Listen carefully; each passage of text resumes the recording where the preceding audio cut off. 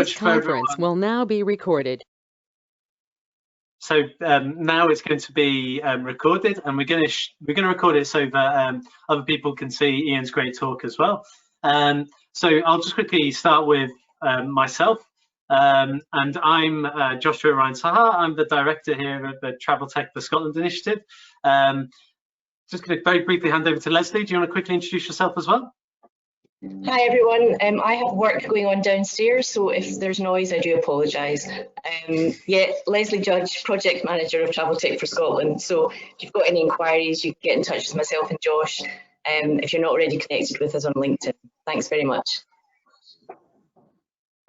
Just a quick note, so just make sure you're on mute for when you're not working on this sort of roundtable meeting we've got going on. So first of all, just to say a big thank you to Ian Martin, who's going to be speaking to us today. Ian is the co-founder of Pour, which is a web-based, I guess, application, although I don't want to go into too much detail because I don't want to ruin Ian's sort of initial talk, but it's been, Ian was one of the first people we spoke to when we got Traveltech for Scotland going, because I think it's a really interesting story, especially over the last few months. It's a bit of travel technology that I think it's very valuable for this particular moment, especially for hospitality and tourism businesses that are taking orders.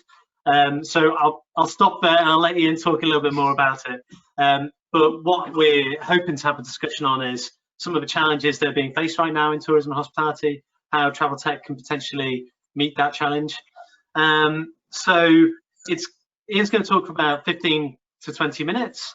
And then we're going to hopefully have a little bit of a question and answer, a bit of discussion, get people's ideas, both in a couple of areas. But one critical one for us at Traveltech for Scotland is, what should we be doing? How should we be helping the community? What are your ideas? Because I think from our perspective, we want the Traveltech community to be vibrant, community-led, and to have all of the voices of people involved in Traveltech and being listened to and helping shape what we do.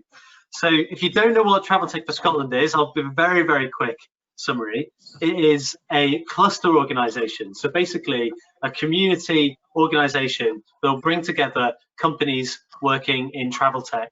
And by travel tech, we're talking about any bit of technology that is relating to the tourism or hospitality customer journey.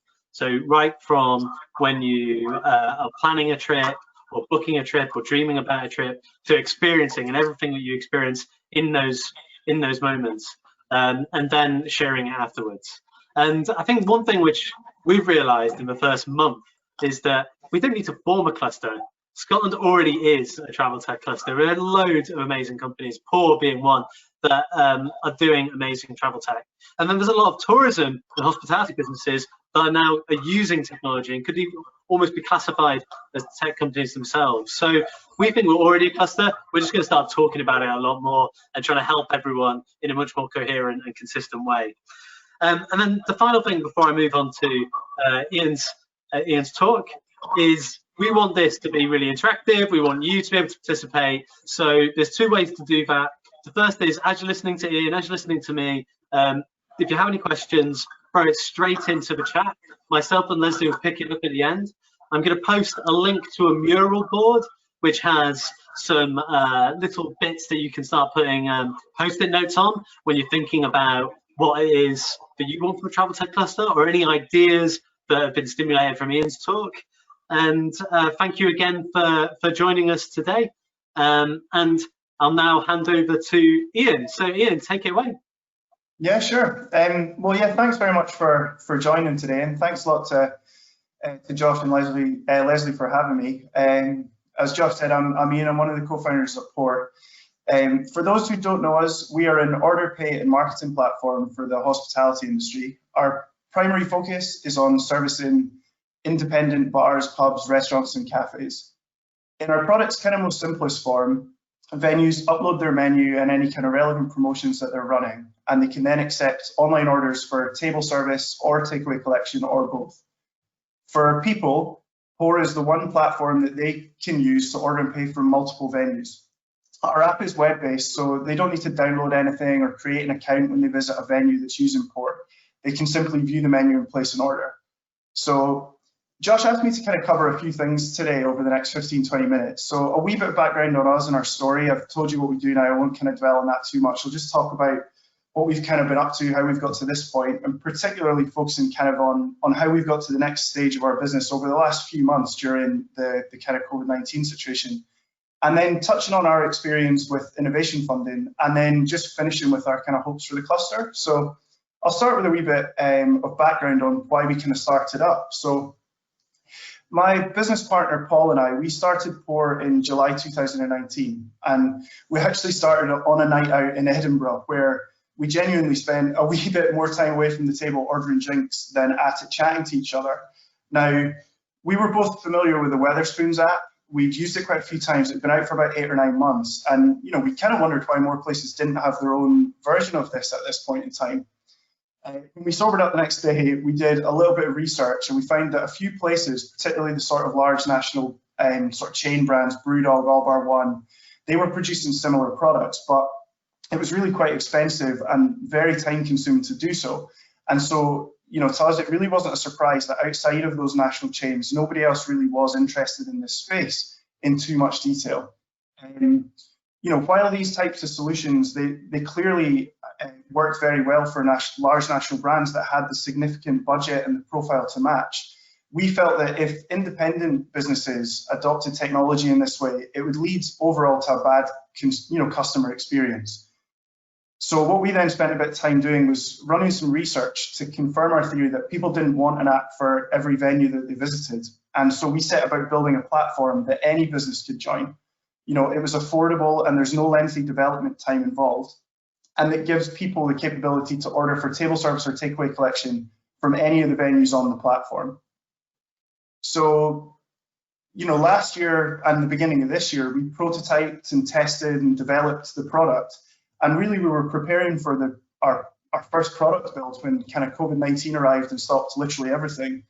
I had actually just left my full-time job to focus on POR about 2 weeks before the lockdown closed the entire hospitality industry. And it kind of resulted in all of our prospective funding being delayed indefinitely. So at that time, it did not seem like particularly good timing to have done that. But as the weeks went on, it became more and more apparent that the contact-free element of our product, which was, looking at hospitality industry, it was literally the thing we pretended didn't exist before COVID, and became quite a clear opportunity for us. And so, we spent quite a lot of time looking for ways to how we could move forward. Accessing finance now, that the other potential sources that we had been looking at had either been delayed or withdrawn completely because of the pandemic, became our biggest challenge. Paul and I are from accounting and advertising backgrounds, so developing the product really required a third party. We could plan, tweak business models and chat to as many prospective clients as we wanted, but without money, we couldn't build anything at all. And so that's what we spent a lot of time in April doing. We were looking around for different funding sources and different grant schemes that were available. And, we thought we'd pretty much exhausted the search for funds, and we're looking into other options as to how we could kind of keep progressing and move things forward. Would we look to bring in a technical co-founder, which has a whole host of other challenges assigned to it as well, to try and find someone to bring in on a full-time basis rather than what we were currently doing at the time, which is working with someone part-time. When a friend of a friend actually got in touch and suggested that we check out Innovate UK. So there was a whole sort of flood of information at times in April, and it was really kind of tough to keep on top of everything. So this was just something that we'd completely missed. We didn't, we just weren't aware that Innovate UK were doing a kind of grant scheme for businesses that had solutions that could help industries in need of kind of support or new technology solutions as a result of COVID-19. So we checked out the fund requirements, we were eligible, and our application was accepted, which was great because it gave us really the money that we needed to push forward with our product development. And I think, finding out about that fund and being successful was really the break that we needed to take our next step as a business. I think really key to us receiving that funding was a whole host of reasons. We were super lucky to find out about it, first of all. The timing of everything, so just the fact that our product was sitting there this was before the BBC News ran an article every day that said bars should think about using apps and things like that for ordering. But I think, there was obviously an awful lot of talk at government level at that time about stuff like that. So the timing seemed to link up. And also us being able to demonstrate that this wasn't a new idea. You know, we're a business that we've been working on since July 2019. We've gone through lots of rounds of market research, prototype development, we'd established a product market fit, and really everything was in place ready to just start the build. So, you know, that's one of the things Josh asked me to touch on, was just our experiences with innovation funding. And, you know, I don't think our learnings are unique to innovation funding as such, but we've learned so much when it comes to accessing kind of grant funding in general through all the mistakes we've made over the last sort of 14 months. I thought I'd, you know, sort of share some of those more general thoughts just with everyone. You know, I think one of the things that we've realized over time is that we have wasted lots and lots of time as a small business applying to things that, whilst we were technically eligible for them, they, you know, we were a clear stretch in doing so, or we were juggling 2 or 3 applications at once and doing them all really quite badly, to be honest. You know, we're recycling answers, trying to get broad responses from our business plan to fit in with really quite specific requirements. And that's something that has come out from this. I'd really, you know, encourage anyone that was looking at these kind of things for their own business to carefully consider the eligibility for each of the individual awards and then rank the awards that you want to go for. You know, and then if you can, focus on one. You know, particularly if, like us, you're a really small team, every minute you spend writing applications isn't spent on either improving your product, broadening your profile, or gathering any feedback. So it's really crucial to kind of have that focus. And we were lucky that, I suppose, the lack of available funds right at the beginning of the COVID-19 situation forced us into that focus, because that was not something we'd done in the past. We would, as I say, kind of juggle lots and lots of things. So with COVID sort of giving us that opportunity to really focus on this particular fund, gave us time to tailor our submission and really tailor this, our answers to the specific questions that were asked. And that was, you know, gave us the time to break down everything that was being asked there, both written and implied, so that we could provide an answer to everything that the Innovate scheme were looking for explicitly and inexplicitly. And then, you know, I think one of the key things that was quite important to us in that fund as well, and the success in getting that finance through, was being realistic about our, you know, sort of genuine ambitious plans for the business. You know, so we didn't shy away from the fact that we had plans in place over the next 3 years, which were ambitious in there, but we felt they were realistic in what we were looking to do. And one of the most important things, I think, out of that application that we learned, which we hadn't had the time to do properly before in other applications, as I said, we were juggling too many things, was to actually think about, well, what is the trajectory of our business if we do get this fund and if we don't, and really demonstrating that to Innovate UK. So showing resiliency in our business if we didn't get the funding. You know, we wouldn't just close and, you know, cease to exist. We were actually looking at alternative options as to how we could keep things moving forward without accessing those finances, but then also proving to them that this wasn't just a one-off project. So getting access to these funds, we wouldn't cease to exist once that project was completed. It was about looking at a solid financial plan for the next 3 years to make sure that this investment that the government were making through Innovate UK was really getting us to the next stage that allowed us to build on that and keep moving forward from there. And I think that was one of the sort of key things that we finally had the time to sit and think through that by focusing on this application, and we're able to bring that out effectively in that. And then the sort of final thing that we've learned over the course of the different sort of grant funding schemes we've applied for is that it's obviously really, really important to have a strong vision in the business, but all the details around that, I think, can completely change, and I think they should change. You know, they have changed 1,000 times for us. I looked back at our Innovate submission that we made just at the beginning of April when we were updating some documents in July there, and some elements of that were completely unrecognizable. And I think it's always really, really important to question the approach that, you know, we're taking as a business continuously, because if you do that, you can improve and develop. And I think that has really helped us improve our product with, you know, some of the latest features we've put in place. At the very beginning, we were just solely an all-in-one online platform. We've got a new release coming out next week, which gives us an offline blend where we're integrating with different printers and things like that. And it's just being able to keep our vision quite consistent, but being willing to adapt around some of the details that we kind of set up before, that I think has helped us ultimately just improve our products overall. So, right, outside of finance, we've certainly run into challenges throughout the last few months that I'm sure lots of businesses have. So I'll not dwell on the ones that are pretty obvious. I'll just sort of touch on some of the key things for us. Naturally, technology. So, last year, Paul and I were both working part-time on the business. So we used to rely on meeting up before work, after work. We used tools like Slack, just as kind of, I suppose, note-taking platforms. When we were forced, we obviously changed situation as well. We were working full-time on the business, but we were also forced to not meet up. So, tools like Slack became ultimately useless for us. So we went for a more formal cloud-based setup with Microsoft 365. And that just ultimately allowed us to rotate in consultants, part-time employees, and third parties into just a more structured business setup rather than a series of random thoughts and conversations that Paul and I had in Slack. Obviously, that sort of no meeting up affected pretty much every business outside of essential workers to begin with. It obviously stopped Paul and I getting together, but one of the big risks for us was that we were kicking off a project with a third-party development team, and we weren't able to get together for face-to-face meetings with them. We've been really lucky with that in that they've been great to work with. They've got a lot of great systems in place that have just made that really, really easy to adjust to. And outside of the odd technical glitch where you freeze up on a Zoom call and things like that, really hasn't been a problem. And we've been able to launch and iterate onto our 4th release next week without meeting up with them at all. And I think, that reliance on a third party, it was and continues to be a big risk for us. It really could have stopped us getting to the stage that we're at now. But we were lucky again here in that pre-pandemic, we really got to know that software team before commissioning the work with them.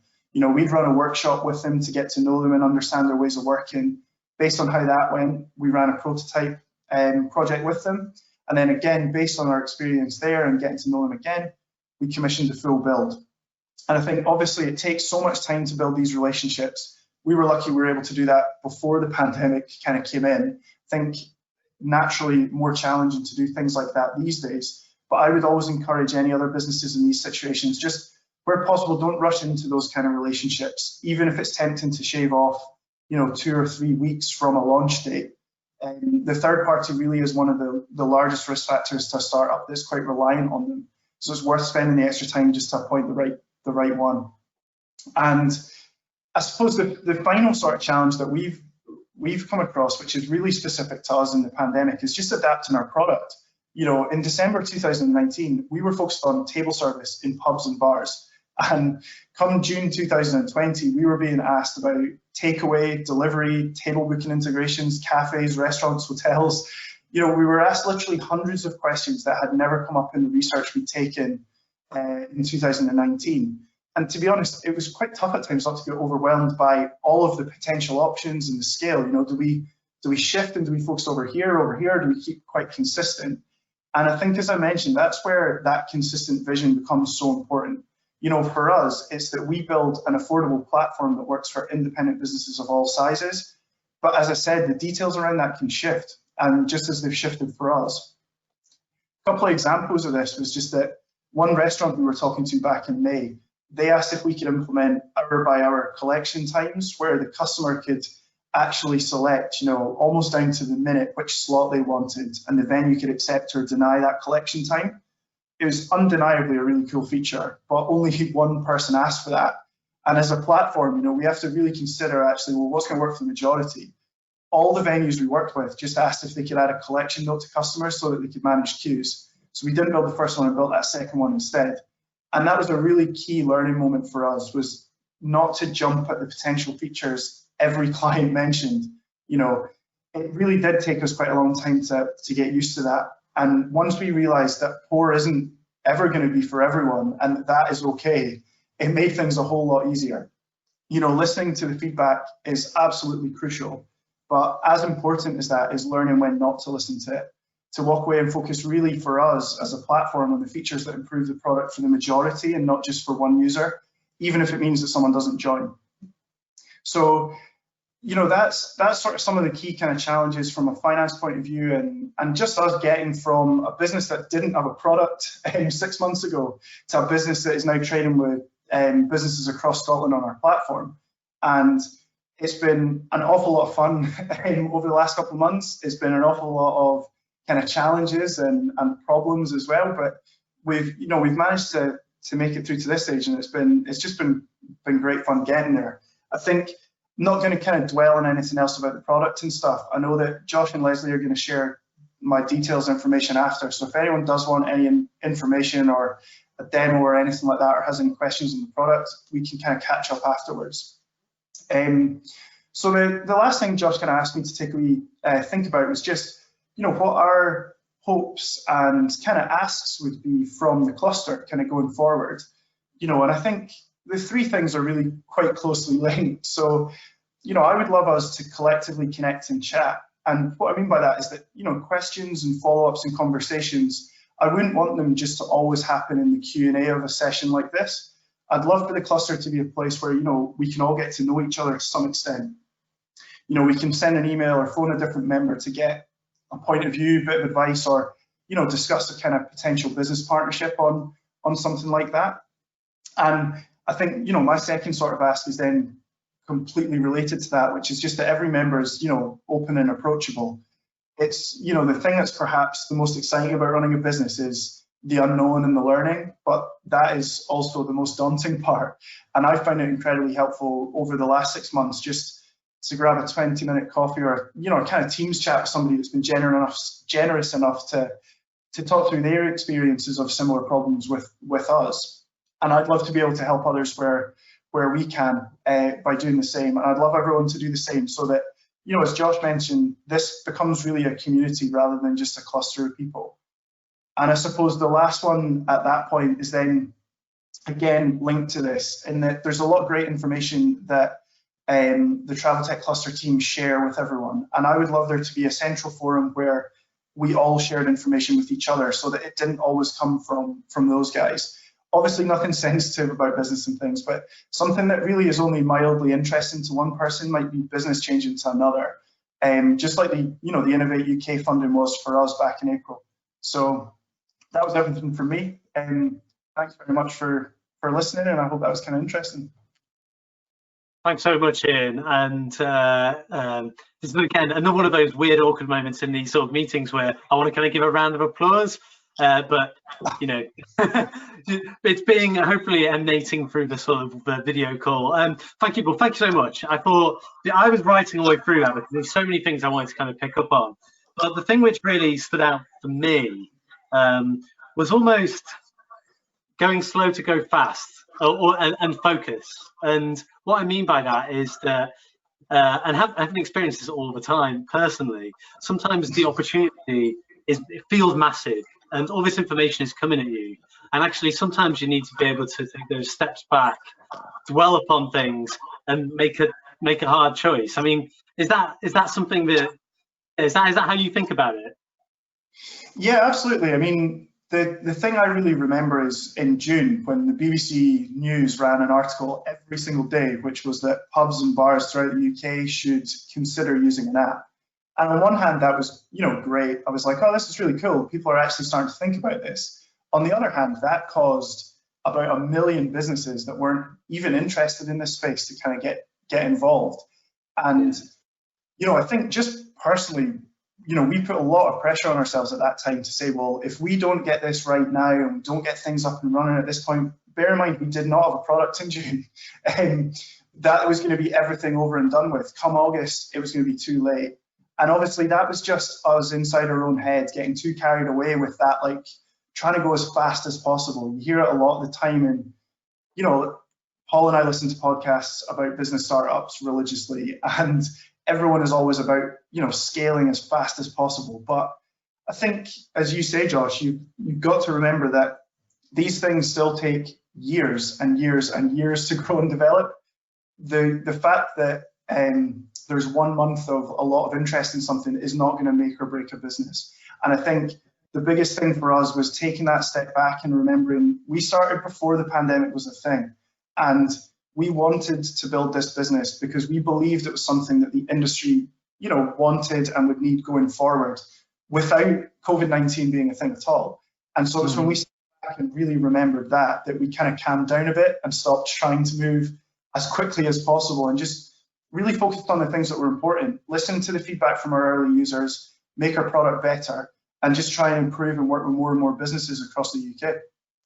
Yeah.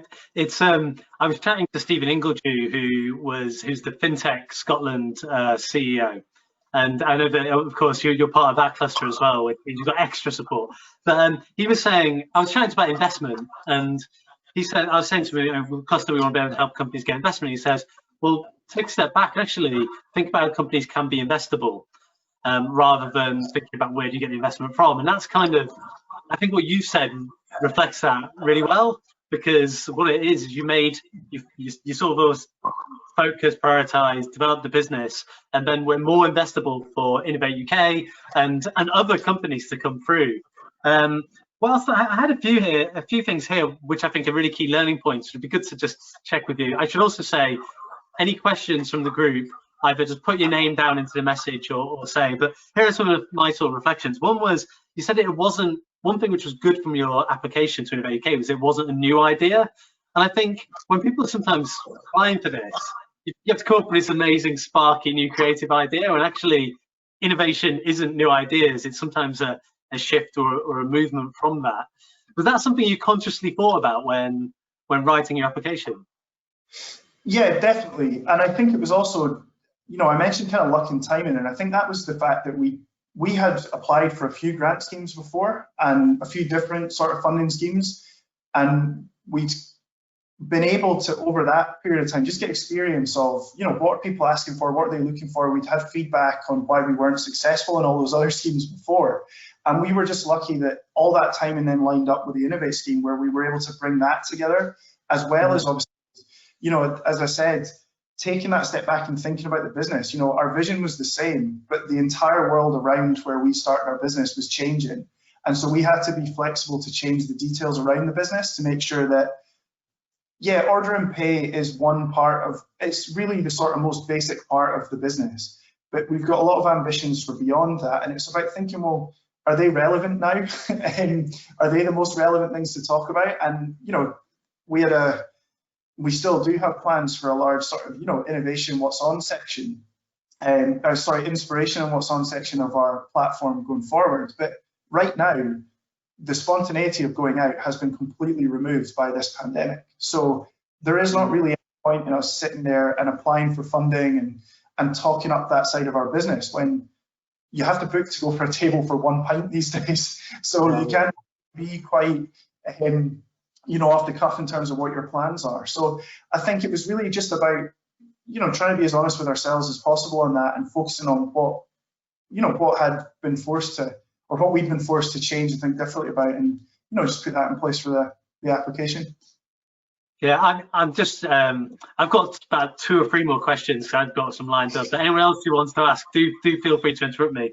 There's 2 other things which I really found interesting. One was where you just said you chose to go with like the Microsoft 365, and I think one of the things that, again, I probably get caught up with is sometimes, oh, that's a nice new shiny tool, or that's a nice thing for sort of managing your own work. And it sounded like, because it is just broadly used, that was useful for this particular moment where you're working in collaboration with others. Is that right? And was it a difficult decision to make, or was it just obvious?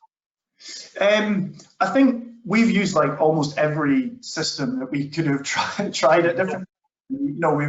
The beginning, it was like, oh, you're making a new startup, you've got to use Slack, you've got to use Trello, you've got to use Monday.com and all this stuff. And it's like, well, actually, you just need to try and figure out what you're actually looking for, the same as you are with anything else. And I think the reason we moved to that system was just that, as we were continuing to get to the next step, we had to formalize the business. We couldn't just get by on these random thoughts that we were scribbling down. And as I mentioned before, we were looking at, do we bring in like another co-founder? We didn't do that in the end. We've now got people that work with us part-time and consultants, and we need to give them access to different documents. So we just looked for something that gave us the security of our documentation and gave us the ability where we could bring in different people at different times with different permissions. Google Drive was the big obvious free alternative, and it's great, but for us, we just felt that the sort of Microsoft suite products worked a wee bit better. Yeah. There was one thing, you also talk quite a lot of detail around how you'd selected your technology partner, and But I was going to ask you just about a little bit about pre-bit. So, I know you went through a workshop process and sort of prototype. How did you choose them to have a workshop with, if you know what I mean? Did you go out to multiple partners? I know that myself and Ranald, who's on the call, we've had chats about this, and it's a difficult thing to do. How do you manage that? How did you because it can take a lot of time, and it's going to be a big decision. It's like your biggest decision. So how did you even select to do a workshop with? Yeah, so it took ages. I mean, my background is in advertising, and the only way we could ever win business as an advertising agency was to go to pitches, which was you were put on a short list, you got to go to that first meeting, then you would have to produce work, and then a follow-on bit of work. And at each point, you're obviously, the client is reducing down the selection. So I knew that was the right thing to do. I just had always been on the other side of it, so I had no idea how to do it. So we were working with Scottish Enterprise, and they were really, really helpful in helping us figure out how to set up a process like that. As I said, Paul and I are not from a technical background. We did not even know what questions to ask these companies. At that point in time, we didn't have our CTO working with us at that point. So Scottish Enterprise were invaluable in helping us figure out how to set up that type of thing and the types of questions and things to look out for. We then also started to bring in technical expertise to help us analyze things and stuff like that. But to answer your question about how we then got businesses together, did the obvious sort of Google searching and all that sort of stuff, and then just asked friends of friends and got recommendations for, I think it was 5 places in the first place, which we sent out like an initial brief to.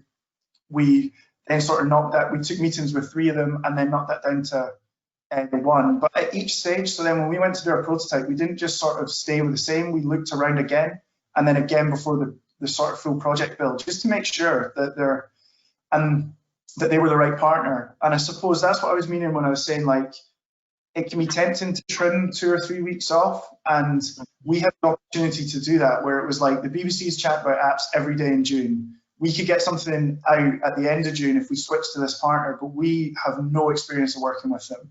And for us, the risk of that was just not worth it. So we waited and kept going with the company we were with. And I think that was the right decision for us anyway.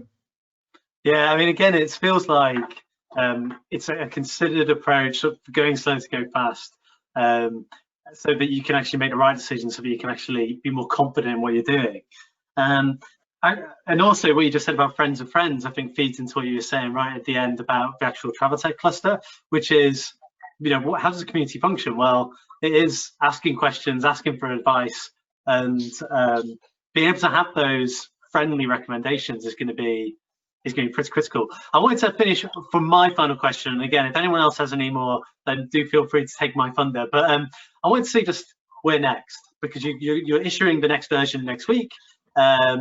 Where are you hoping to be perhaps in 6 months and a year's time, especially with you said this idea came before COVID and actually it's become more relevant because of it.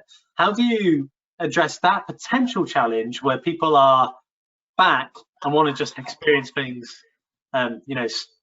fully, if you know what I mean? Yeah. I suppose in terms of where we'd like to be, we just like to be working with more independent businesses on the platform. That I suppose is our biggest focus, is just to work with more businesses and to do that across the whole of the UK. So certainly we launched our product right at the beginning of August with launch partners in Scotland, and then we've just been sort of working with them and refining the product throughout August. And then from September, the system has been really fully operational, working with those partners for quite some time now. That we're confident in the system to roll it out with other businesses. So we've been doing that across Scotland. And I suppose just over the next sort of 6 to 12 months is just working with more businesses across the whole of the UK. I think in terms of our other plans for the product, it's really just watching the market and how that market, continues to develop. I think the announcements earlier this week put so many restrictions on hospitality businesses again. And I think with timings on that quite unknown, is it going to be, 3 weeks, 6 months? It makes it hard to plan some of these inspiration, what's on type features, but we'll still keep developing those. And, once things start to open up and people can go back to sort of going on days and nights out in that sort of fashion, then we'll be, we'll kind of be ready to launch that type of stuff in. So just a case of work with more businesses, make the product better, ultimately, that's all we want to do.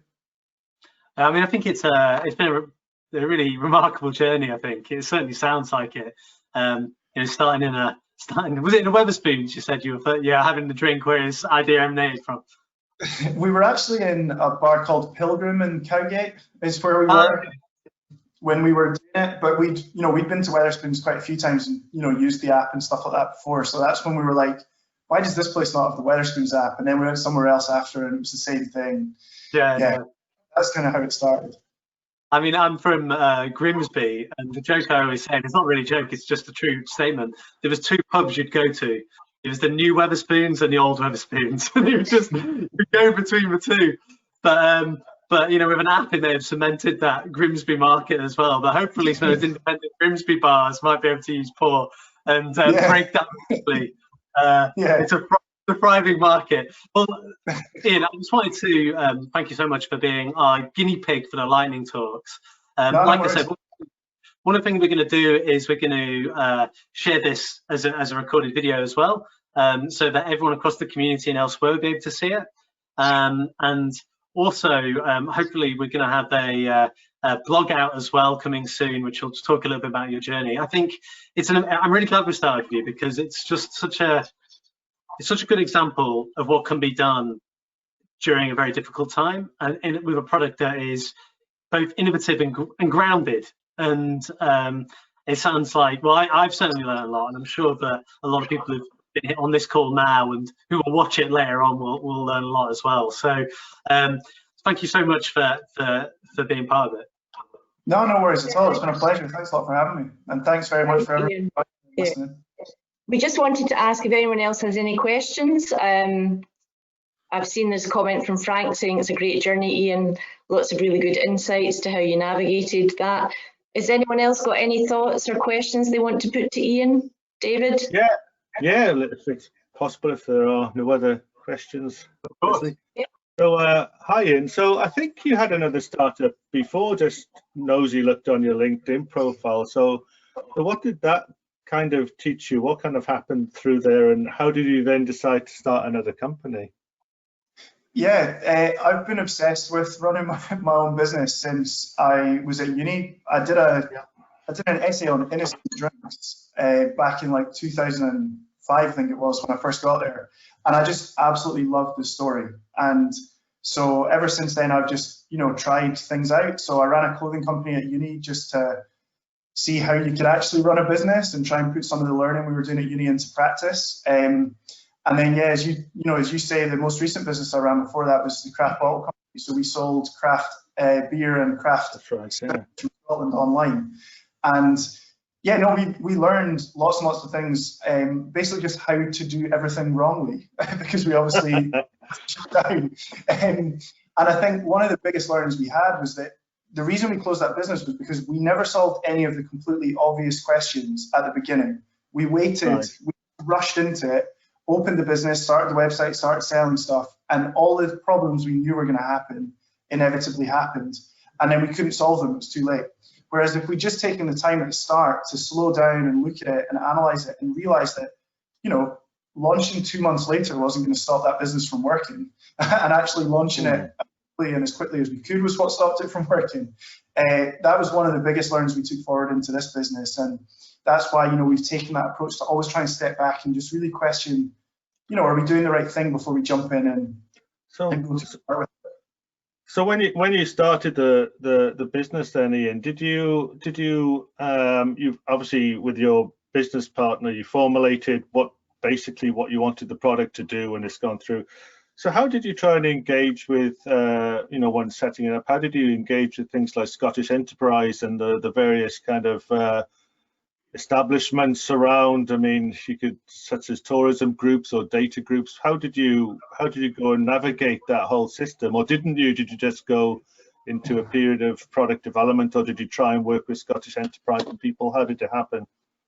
Yeah, so we had, we'd worked with Scottish Enterprise and Business Gateway in the past on a couple other projects. So, Craft Bottle Company, we'd got involved with Scottish Enterprise just for a few things, but we'd never really kept ourselves engaged with anything like that. We'd always been really bad for going in and talking to someone and then walking away and never going back to that kind of sort of source of help and kind of information and things like that. And I think that was a conscious decision on us this time, was to, well, engage with these sort of communities and clusters early on and make sure we can understand, well, what support is out there, what support will really be helpful to us going forward over the first 6 months and then the next 12 months, and then making sure that we just try and stay engaged with these people and all the people that work there, because they cannot possibly keep relationships going with lots and lots of businesses. I think as a business, the way to get the most out of some of these organizations is just to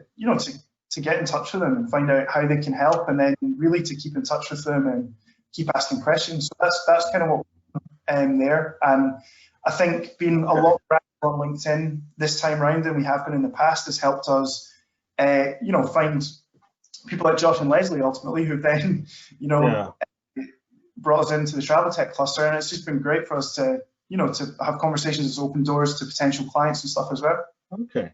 So did you, I know with Scottish Enterprise, you go through the usual ways to contact local business gateway, and for most people in Edinburgh, that would be down at Apex House, and you'd maybe meet some people there. And then maybe at the national level, if they adopt you, it goes through to the high growth team. Did you go through that particular process, or was that? Yeah, so we just went through the normal, just get in touch with the office, be introduced to the first kind of person to talk to. And then we went to the intro meetings and we got to know them, told them about our business. We've talked to the high growth team. We were chatting to them during the year. Obviously with coronavirus and things like that, resources are a lot tighter. So yes. A lot of these are trying to help as many folk as they can. So it's so you've understood and worked through the system, and then got into the make contact with Traveltech. So that system's really worked then. So it's worked out. It's been really good. I think these sort of communities and organisations are great. It does take quite a bit of time to get into some of them. So I'd encourage anyone listening to do that as early as possible, and just get, because you've got to welcome and stuff.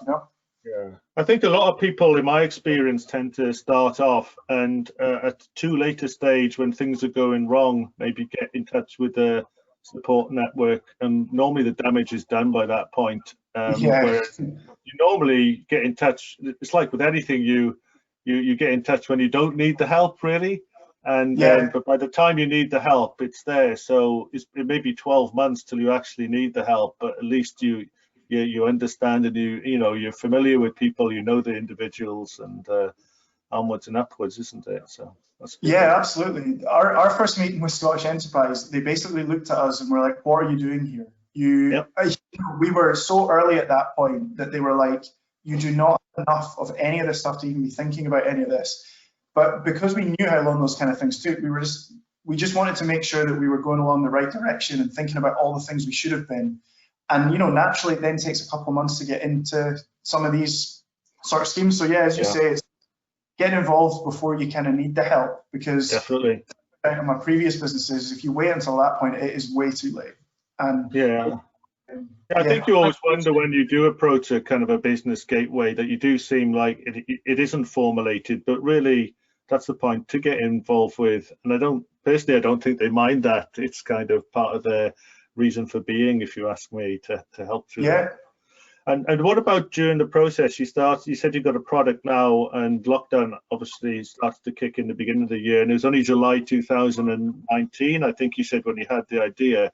So what was your engagement with potential investors? I mean, I don't mean names or anything, but similar to Scottish Enterprise, did you try talking to investors through that period until the Innovate UK fund kicked in, or did you find that was, for a Traveltech company, very difficult to even get a meeting face to face? Yeah, so it's definitely something we've spent a lot of time looking at and working on. We did not do any of that stuff last year, so that's all been alternatives that we considered, as I was saying, to the Innovate sort of side of things. It's still something we're working on, but the sort of private investment side of things, that takes months and months, if not years, to move from those first introductory meetings to get through to bring an investment on board and things like that. So it's a process, again, I would encourage businesses to think about, but it obviously has an awful lot of other elements to consider, such as giving away, ownership of the business, control, bringing other decision makers in, and things like that. So I think it's something that's certainly worth considering, but it has a lot of other considerations to be taken into account as well. So it's something to thought about. So is it something you're still looking at, or something you've pushed off for now? And have you had the introductions? Yeah, no, we are still working through that. We have had introductions. We are in discussions with a few people and things like that as well. It's something that we really started to focus on a couple of months ago, and we started to put quite a bit of time into that side of things. So okay, I'm done. Thanks so much, David. They were brilliant questions. I think probably better than mine. I was intrigued by the journey, and I'm sure I've tried to keep it common to most people. So through the last year, so hopefully it wasn't just for me and Ian's benefit. No. I mean, like you said, I think we wanted to be very interactive and very appreciative. And actually, your questions were perfect for what I was going to try and end the session on, which is the Scottish Enterprise have the sort of Finding Innovation Support and Funding Service. It's called FIS. We can share it after this event. They've also got a sort of research service to help you think about like understanding the market and various other things like that. Sometimes because it's a big organization, it's difficult to navigate. And I think you're hearing from yourself, Ian, and also from your questions, David, that there is these services, you should engage with them, and they can be really useful if you go at the right time and you meet the right people. So I think one of the things that the Traveltech Cluster is going to try and do is help that process as much as possible.